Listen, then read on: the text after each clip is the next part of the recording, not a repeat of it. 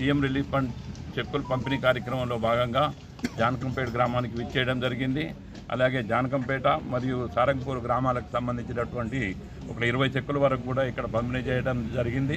తదనంతరం మిగతా మండలంలోని గ్రామాలన్నింటికి కూడా ఎడపల్లి మండలం ఎంపీడీఓ ఆఫీసులో పంపడం జరుగుతూ ఉంది. నేటి లగాయతు ప్రతి సీఎం రిలీఫ్ ఫండ్ కానివ్వండి, కళ్యాణ్ లక్ష్మి చెక్కులు కానివ్వండి, షాదీ ముబారక్ చెక్కులు కానివ్వండి, గత 10 సంవత్సరాల కాలంలో ప్రతి దానికి లంచాలు. ఇది ఇయ్యగాకోకుండా మా దళిత బంధు పథకంలో కూడా 10 లక్షల రూపాయలు ఇస్తే 4 లక్షలు 5 లక్షలు లంచాలు తీసుకున్నటువంటి పరిస్థితి ఈ అన్ని గ్రామాల్లో అందరికీ తెలిసిన విషయమే. నేటి లగాయతు సీఎం రిలీఫ్ ఫండ్ కానివ్వండి, షాదీ ముబారక్ కానివ్వండి, కళ్యాణ్ లక్ష్మి కానివ్వండి, ఏ దాంట్లో కూడా ఒక్క రూపాయి కూడా మా యొక్క కార్యకర్తలు కానీ మా యొక్క నాయకులు కానీ ఆశించే వ్యక్తులు మా దగ్గర లేరు. అట్లాంటి స్పష్టమైనటువంటి కార్యక్రమంతో ముందుకు పోతున్నాము.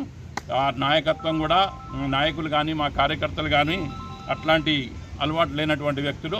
దయచేసి ఇక నుంచి మేము నిస్వార్థంగా పరిపాలన చేస్తామని మీకు పత్రికాముఖంగా తెలియజేస్తాము. బోధన్ నియోజకవర్గానికి గాను సీఎం రిలీఫ్ ఫండ్లు మొత్తం టోటల్ నియోజకవర్గానికి 1,19,53,000 రిలీజ్ చేయడం జరిగింది. 500 రూపాయలు రిలీజ్ చేయడం జరిగింది. అలాగే ఎడపల్లి మండలం వరకు వచ్చేసరికి 65 మంది లబ్ధిదారులకు గాను 15,60,60,000 రూపాయల వరకు ఇవాళ పంపకం చేయడం జరుగుతూ ఉంది.